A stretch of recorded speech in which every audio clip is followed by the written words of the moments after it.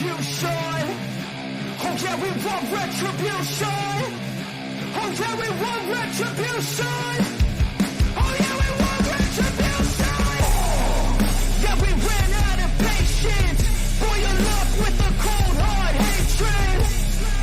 I can feel the vibration. Beat in the streets, it's a new sensation. I wanna break faces on the pavement. I wanna make greatness look complacent. Adrenaline awakened, I can taste it. We can make an impact, grab it, then take it. Like a disease, bring to their knees. Faith is their disease. Just like a weed, spread into the streets. Time to make them bleed. 'Cause we just want retribution. Let's go light up the darkness. Make true of an empty promise. Flip gods into weak and harmless. Take to the streets and turn them to a mosh pit. 'Cause we want retribution. Oh yeah, we want retribution. Oh yeah, we want retribution. Oh yeah, we want retribution.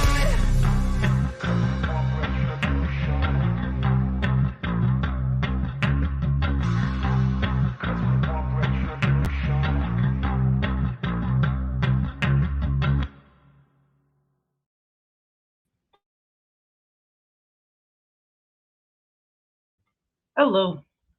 So I'm doing this a little different. I'm doing this with fucking StreamYard, which kind of different. Kind of playing around with it. It's pretty cool, I think. It's working out. So, anyways, welcome. If you're a new member, thank you for joining.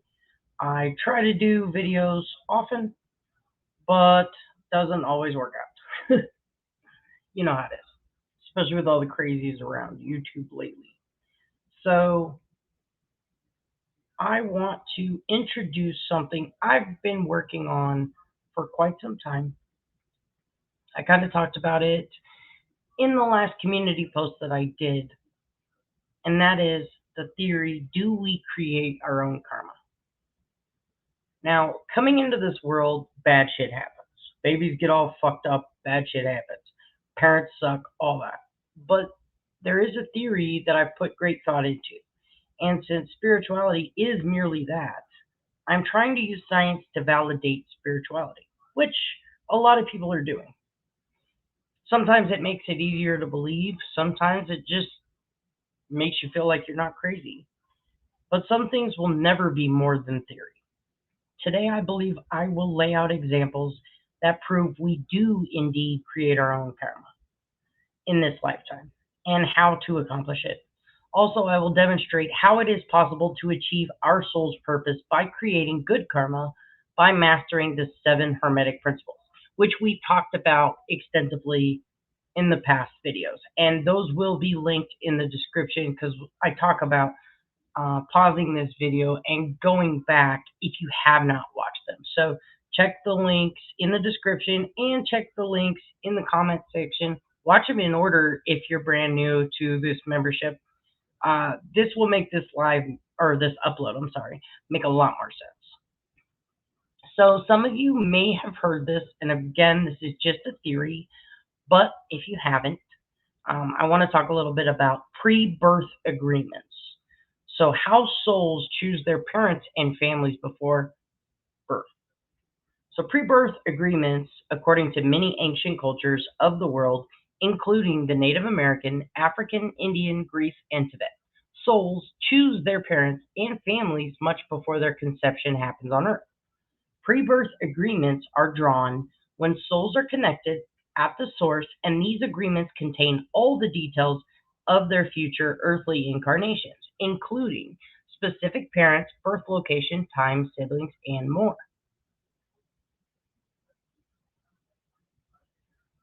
Sometimes it is the soul that decides the details of the cosmic contract, and sometimes a higher power intervenes while the fate of a soul is being decided. Nevertheless, Every soul comes to know and has a perfectly good vision of the future life events it is going to experience on Earth, even before it enters the womb or the woman hatch of the mother. Babies actually choose their parents. So, this choice of parents by the souls is a highly mystical phenomenon that relies heavily on the concept of reincarnation. Let's discuss the various factors that influence this complex divine process of rebirth. So, number one would be soul contract. Souls take multiple births and come in different human bodies for their earthly incarnations. Not only do souls choose their parents, but when we are living at the source as souls, we decide about our next life, and that includes future life experiences, life lessons, and people we will share our lives with, and soul contracts are drawn. Sometimes these cosmic contracts are made by mutual agreement between us, the souls, and the Great Spirit, aka the Source, aka God, whatever you want to call it. But sometimes when we have some karmic debts from our past lives, we are given little choice and are sent off to our next life to learn specific lessons required to settle the karmic balance. So then we've got number two, which is life lessons. But why does a soul choose its parents in its next life? Souls reincarnate on Earth for one reason only, and that is to learn lessons and evolve. If you imagine it like a ladder, and on that ladder, maybe like a rock would be at rung number one or 1D, and then maybe plants, animals, 2D, and then the next rung up would be 3D, which is the material human world, or the matrix, your reality, whatever you want to call it. And then 4 or 5 all the way up to, I mean, they've talked about many levels. 12D, 12D would be like an angel, I think. So 3D, 4D, 5D, so on and so forth. And if you've ever heard me talk, you'll hear me talk about 4D and 5D all the time. I think we've hit 4D, which is why most of us woke up, and hopefully 2032 we will hit 5D, but that's a whole nother discussion. So parents and families are the foundation of our lives, and they have a huge influence on how our lives pan out, how we perceive ourselves and others, and how we make life choices. All these are nicely tied up with life lessons we accrue during our stay on Earth.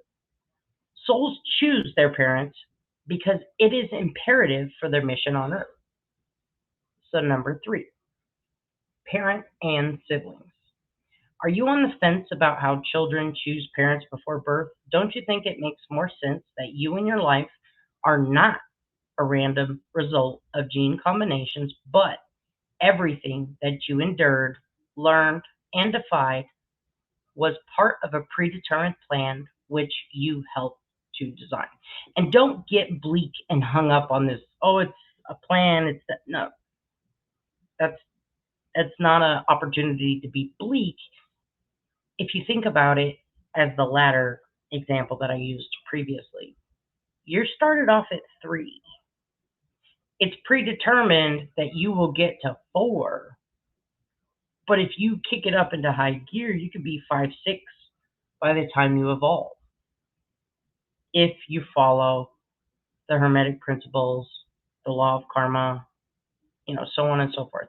Other things that we will discuss to help you better yourself, to help you get your soul's mission.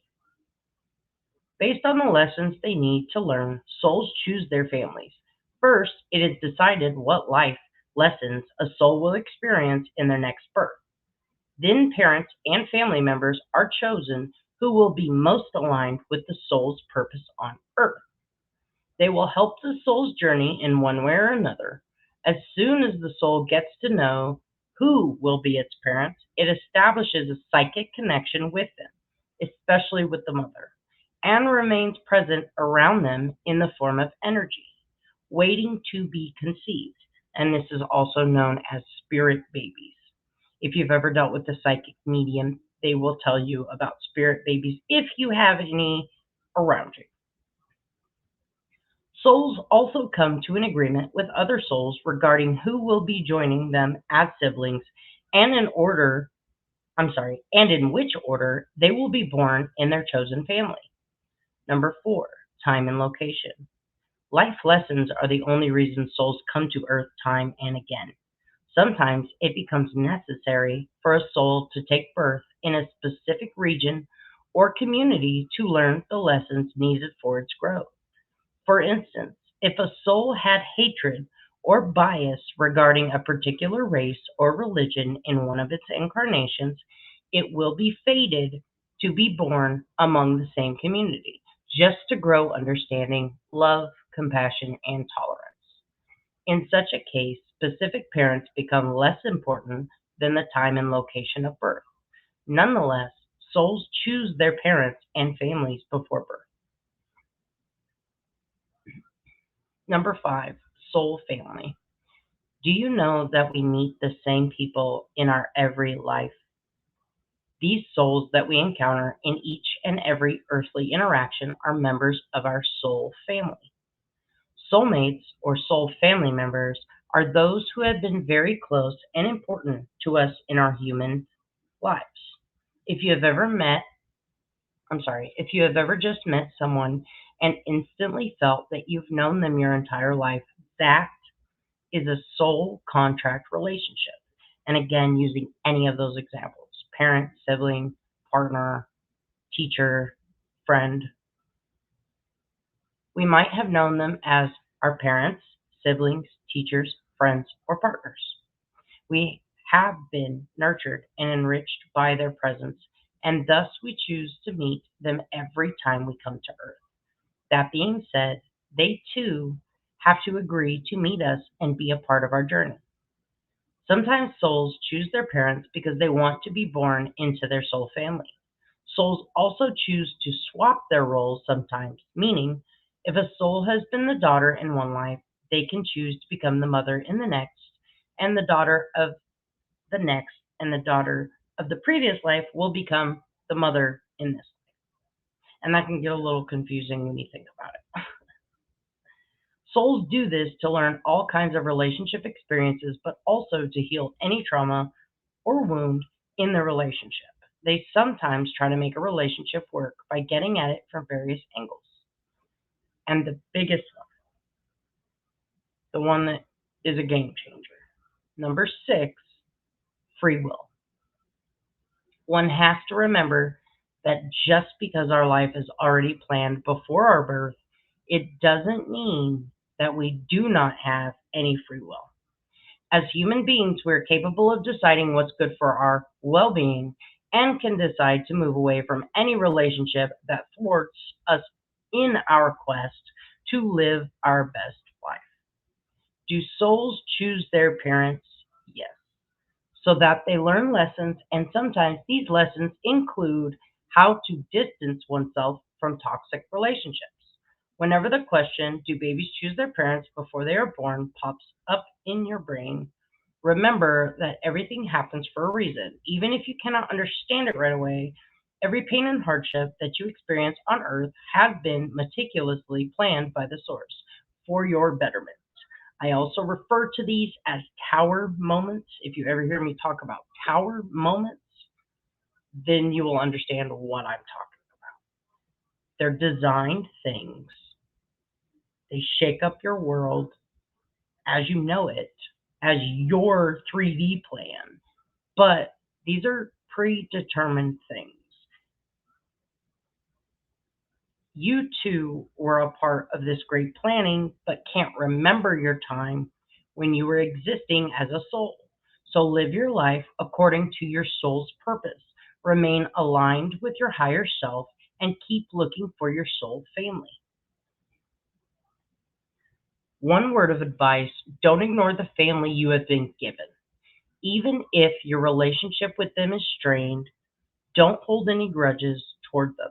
Remember that any unresolved trauma will make you come back to the same people again and again until the relationship is healed.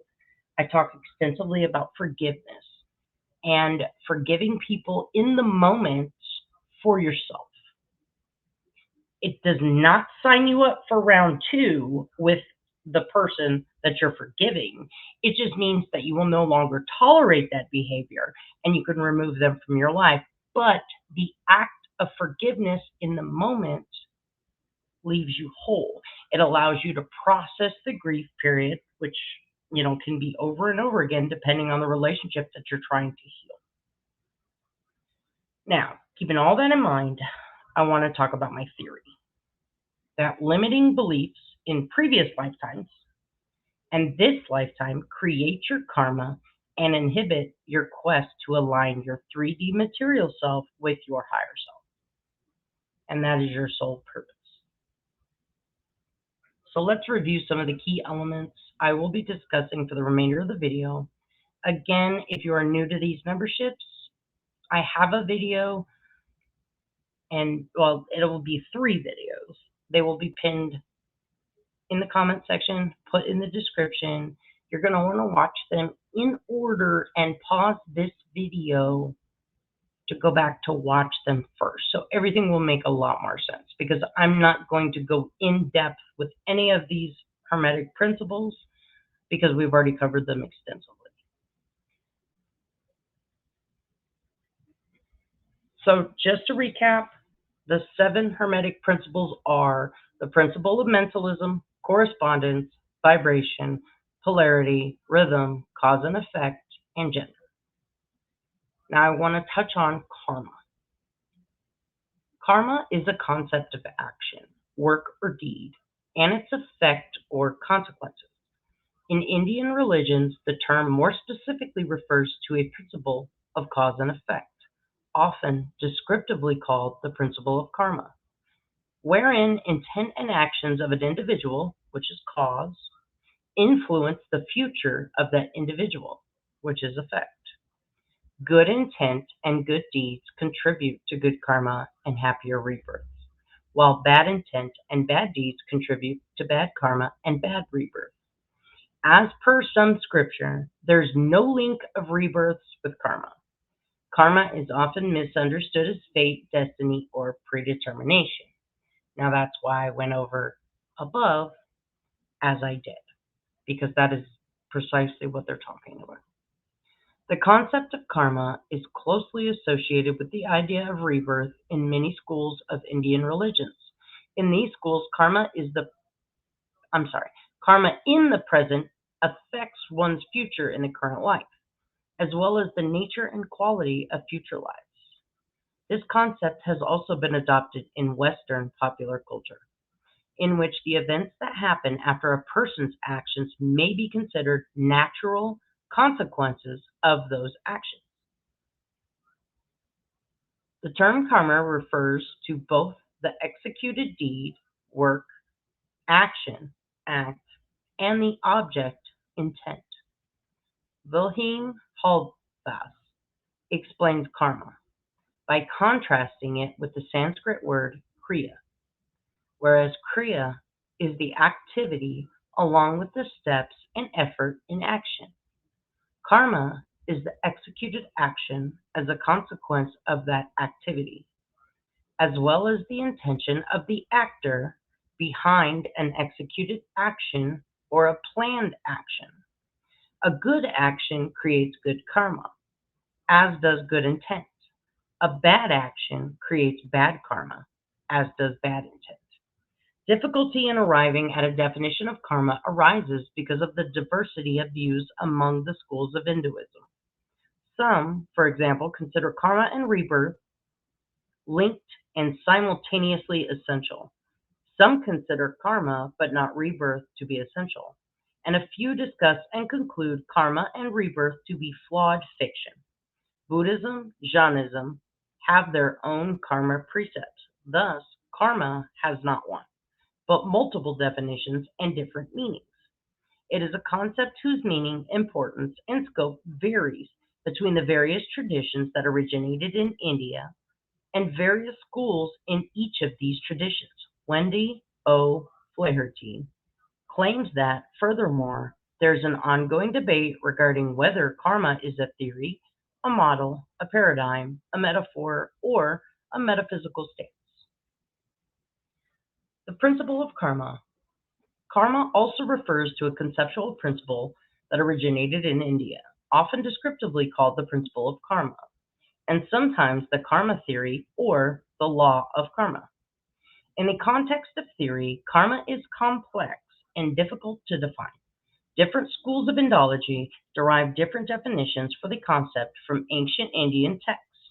Their definition is some combination of causality that may be ethical or non-ethical, good or bad actions have consequences, and rebirth. Other Indologists include in the definition that which explains the present circumstances of an individual with reference to his or her actions in the past. These actions may be those in a person's current life, or, in some schools of Indian tradition, possibly actions in their past life. Furthermore, the consequences may result in the current life, or a future, or a person's future lives. The law of karma operates independent of any deity or any process of divine judgment. Causality. Karma as action and reaction. If we show goodness, we will reap goodness. A common theme to theories of karma is its principle of causality. This relationship between karma and causality is a central motif in all schools of Hindu, Buddhist, and Jain thought. One of the earliest association of karma to causality occurs, and I'm going to murder this, in the Brihadaranyaka Upanishad of Hinduism. For example, at 4.4.5-6, it states, now as a man is like this or like that, according as he acts and according as he behaves, so will he be. A man of good acts will become good, a man of bad acts, bad. He becomes pure by pure deeds, bad by bad deeds. And here they say that a person consists of desires, and as is his desire, so is his will. And as is his will, so is his deed. And whatever deed he does, that he will reap. Now, we could engage in an entire life dedicated solely to karma, but in layman's terms, it generally states if you think right, your deeds reflect your thoughts, and your deeds directly affect your karma. So let's tie this into my theory from the beginning.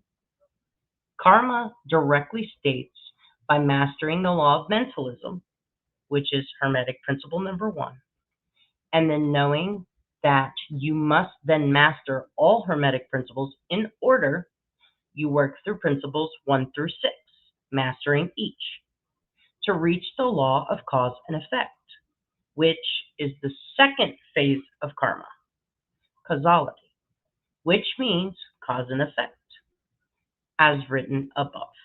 Now, as a man is like this or like that, according as he acts and according as he behaves, so will he be.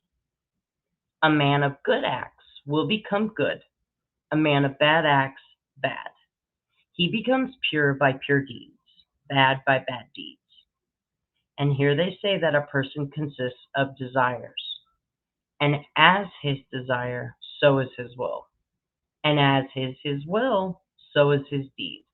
And whatever deed he does, that he will reap. And that was written in 7th century BCE. So this isn't anything new, but as they talked about, it became general knowledge past India, well, way, way, way, way too late. Then in sequence, mastering the last of the 7 Hermetic principles before death in this life would eliminate any lingering karma And by healing, you've already repaid any debts from the last incarnation. And again from above, if it is true that your soul's purpose is to join your 3D material self with your higher self by mastering all 7 Hermetic principles, clearing any karmic debts, you then create good karma to take into your next incarnation, proving my theory that we indeed create our own karma. The all is mind, the universe is mental. This means that mind or consciousness is the underlying substance of the entire universe, and that this consciousness is the mind of the Absolute. So I hope this gets you thinking. I feel completely whole and complete now that I finally got that thought worked through. And I do think that this is a valid theory. The more research I've done, they've taken karma and used it to apply to like psychological theories or whatever, psychological principles, practices, so on and so forth, which is all well and fine. Again, wrapping it up into a scientific thing we can look at, that we can see, that we can prove, because we're relying on spirituality to dictate how we operate in this world. It is legitimately true if we are having good thoughts, good desires, not envy, not, greed, sloth, whatever, that our thoughts become our reality and our thoughts become our karma, because by our thoughts we then carry out deeds, and because they're good, we do good deeds, and so on and so forth. So staying in the love vibration is potentially the most important thing that you can do in this life. And again, that puts you right into alignment with mastering the first Hermetic principle. So I know the first video I gave some ways to implement each of the 7 Hermetic principles, and you can take those studies further. If you need any future help or in-depth material, anything like that, you can always get a hold of me. Most of you have all of my information. Well, I hope you liked this video today. I'm not sure what we're going to get into next just yet, but I think it'll be interesting.